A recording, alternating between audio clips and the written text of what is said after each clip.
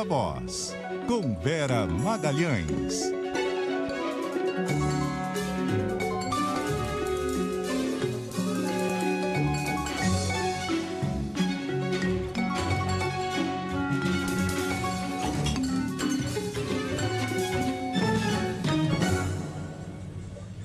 Viva a Voz, Vera Magalhães. Viva a Voz, Vera Magalhães. Boa noite. Oi, Bocardi, boa noite, Marcela, boa noite a todo mundo que nos ouve e nos assiste. Boa noite, Vera. Tô aqui parecendo com horário de verão, mas que ainda bem não existe mais para desgosto daqueles que curtem horário de verão. Um dia ainda claro aqui em Santos e as pessoas curtindo a praia nesse CBN especial, ponto final especial aqui da CBN Santos, viu, Vera Magalhães, direto daqui. Pra gente falar também do clima. Ele gosta de O presidente Lula sinalizou interesse em entrar na OPEP no mesmo dia em que discursou na COP, cobrando lá o maior compromisso dos países com as metas climáticas. Ontem mesmo você falava sobre isso, né? Você quer participar da questão do petróleo e da associação dos petroleiros e, ao mesmo tempo, você quer ter meta climática. Como é que fica isso? Essa metamorfose ambulante, Bocardi, a meu ver, foi sintetizada numa foto que foi tirada lá na COP. O Lula está no meio, de um lado está a Dilma, o CEF, e do outro a Marina Silva. Foi o embate que houve nos primeiros governos dele entre as duas, em torno de ou se preservar mais o meio ambiente ou se investir ali em projetos estruturantes, em projetos de infraestrutura e nessa ideia muito cara ao Lula de que o Estado é um indutor do desenvolvimento, e que é uma ideia que a Dilma também foi central e que contribuiu muito para que ela fosse a candidata escolhida pelo lulopetismo ali para substituir o Lula em 2010. Então, ele segue nessa dicotomia, ele se reaproximou da Marina, a gente conhece a história, em razão principalmente do bolsonarismo, ela declarou voto nele e trabalhou arduamente pela campanha dele, mas agora no governo, Lula se vê às voltas com essas contradições. São inerentes ao fato de que a pauta ambiental ganhou muita preponderância e o Lula não tem toda essa devoção à ideia de deixar de explorar recursos que o Brasil tem de sobra, entre eles minérios e petróleo, para se comprometer com uma agenda mais arrojada de preservação, de redução de emissões, de mudança de matriz energética, etc. Acontece que ele fez um discurso nessa linha, né? Desde que chegou lá no Catar, ele vem discursando nessa linha, de que os países estão atrasados, de que os compromissos são assumidos e não são cumpridos, tudo verdade. Discursos que têm toda a razão de ser, que fazem sentido vindos de um presidente de um país que tem ali uma das matrizes energéticas mais limpas, que reduziu de fato já bastante as suas emissões, que tem floresta em pé, então o Brasil tem autoridade para cobrar. Mas também tem sobre o Brasil uma expectativa muito grande de que capitaneie esses esforços. Então o Lula está no meio desse fogo cruzado, cobrou que se trabalhe por uma economia menos dependente de combustíveis fósseis, ele falou justamente isso, mas também admitiu que o Brasil está ensaiando aí para entrar nesse grupo ampliado que orbita ali em torno da Organização dos Países Exportadores de Petróleo. Então existe sim essa contradição. Um dos maiores entusiastas dessa ideia de entrar na OPEP+, é o ministro de Minas e Energia, Alexandre Silveira. Ele praticamente virou um porta-voz dessa pauta, ele tem falado com grande expectativa e entusiasmo a esse respeito. Mas a Marina, quando questionada a esse respeito, ela não se mostra assim tão animada com essa ideia. Ela tem sido bem mais cautelosa, diz que não conhece os termos do convite, que precisa ver, que o Brasil não vai participar da OPEP, ela faz sempre questão de distinguir, né, que é participar como um observador, inclusive para falar sobre transição energética.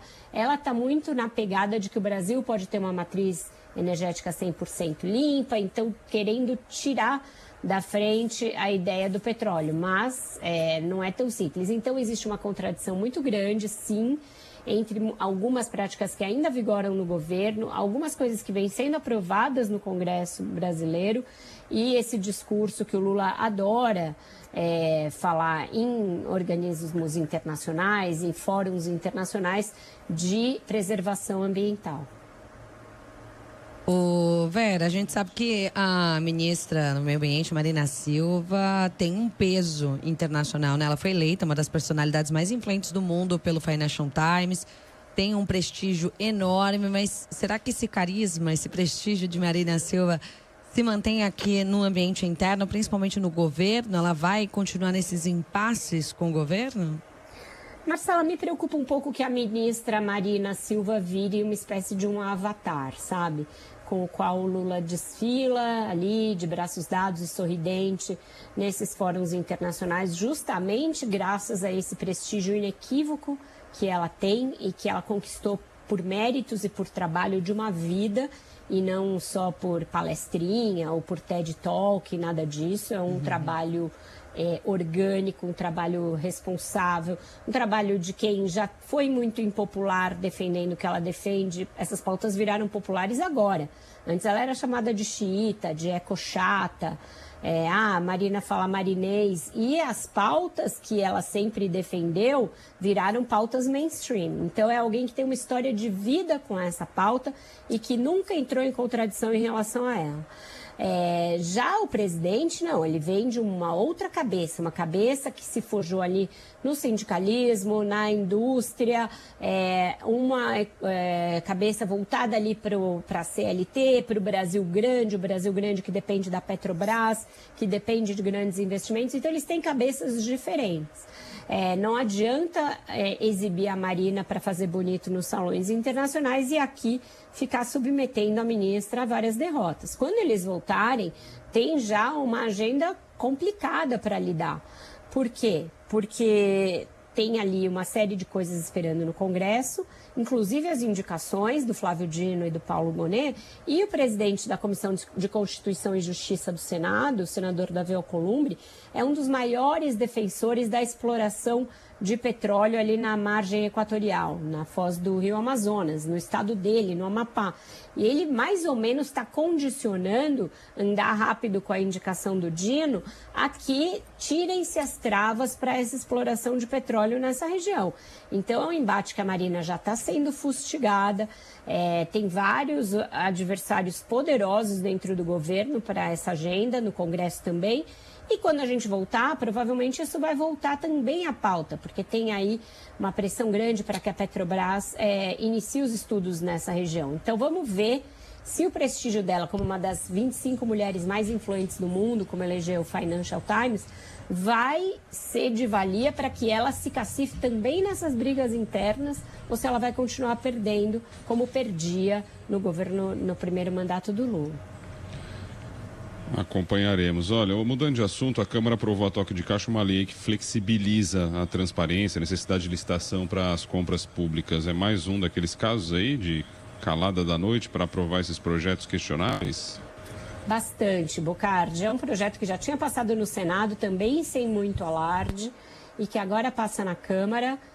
Vocês me ouvem? Fez um barulho aqui, eu achei que podia ter caído. Então tá bom. Sim. Também sem muito alarde, e que libera municípios para fazer compras sem necessidade de uma nova concorrência, em caso de prorrogação de contratos. Aí você faz uma ata com registro de preços e você prorroga ali contratos. Você não precisa fazer ofertas públicas, lances públicos divulgados previamente para pegar um certo contrato. E a gente sabe que muitas prefeituras têm feito contratos aí bastante questionáveis com empresas na esteira das emendas parlamentares. Você recebe uma emenda, muitas vezes uma emenda PIX ou as emendas do antigo orçamento secreto, várias modalidades de emenda, e você contrata uma empresa que já tem ali algum tipo de ligação com os políticos para tocar aqueles contratos, para fazer aquela licitação, para fazer aquela obra, enfim, vários tipos de modalidade. Então, você retirar a transparência desse tipo de processo é muito nefasto para que a gente possa acompanhar. A lei de licitações, que é uma das que mais vivem sob ataque aí, prevê 2 modelos, né? Você tem uma disputa aberta, na qual os lances são dados por empresas e de uma maneira pública, uma espécie de leilão, e os lances fechados, quando as empresas apresentam as suas propostas, mas eles só ficam conhecidos ali quando se abre os envelopes, sem que um saiba de antemão o que foi proposto, sem que a sociedade saiba. Hoje são menores as possibilidades de contratação por essa via. E essa lei aprovada aí na Câmara amplia essa possibilidade de modelo de disputa fechada, além daquelas prorrogações a que eu me referi. Então, bem complicado, a gente tem tido vários avanços contra a ideia da moralidade, do princípio aí da moralidade da administração, da transparência da administração, mudou muito a regra para a improbidade, mudou um monte de regra, e isso tudo vai aí em interesse dos políticos e não da sociedade. Vera, antes da gente encerrar, rapidamente queria falar de um assunto que, de certa forma, dominou o debate na semana, que é a questão do deputado André Janones. A semana termina com a PGR pedindo ao STF uma abertura de inquérito contra ele. É o cerco se fechando, Vera? Se fechando. Já existe um inquérito mais antigo, que corre desde 2021 ou 2022, não me lembro agora, para tratar dessa denúncia de rachadinha. Mas agora a PGR foi até o Supremo pedindo a abertura de um novo inquérito e pedindo uma série de providências. Que seja entregue ao Ministério Público a lista de todos os contratados no gabinete do deputado André Janones. Eles querem acesso a esses áudios, eles querem acesso às entrevistas dos 2 ex-assessores que denunciaram esse tipo de prática. Enfim, tem uma série de providências sendo pedidas, o Supremo tende a analisar e depois autorizar ou não o envio dessa documentação e a abertura de um novo inquérito para investigar o deputado. Mas com certeza, sim, o cerco vai se fechando. Não foi uma semana boa para o deputado, também não foi uma semana boa para aqueles que ficaram defendendo o deputado, sendo que tinham criticado antes a mesma prática vinda de gabinetes bolsonaristas, como o do filho do Jair Bolsonaro, o Flávio Bolsonaro.